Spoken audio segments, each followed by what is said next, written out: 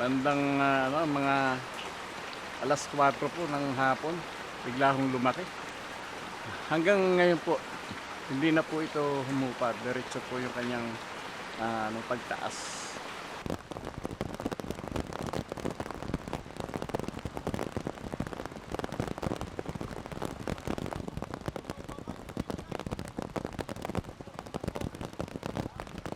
Nauna po ay kailangan po nating maging masinop sa ating mga basura.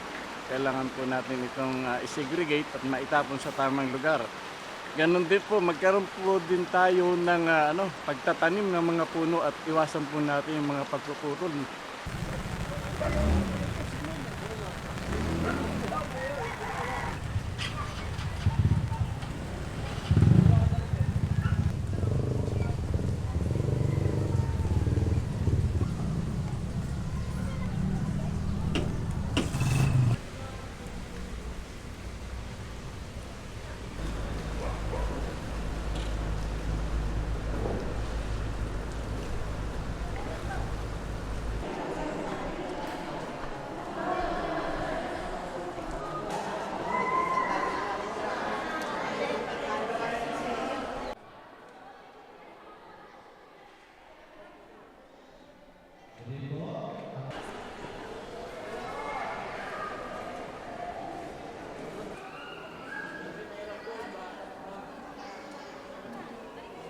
Almost 4 days na siyang pabalik-balik magbaha, babaha, tapos bababa, babaha ulit, baba.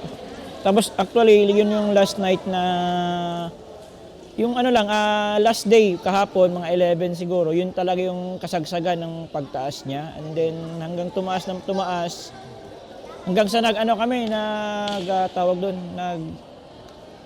na mag-evacuate na kasi hindi na kaya, alam na namin mangyayari.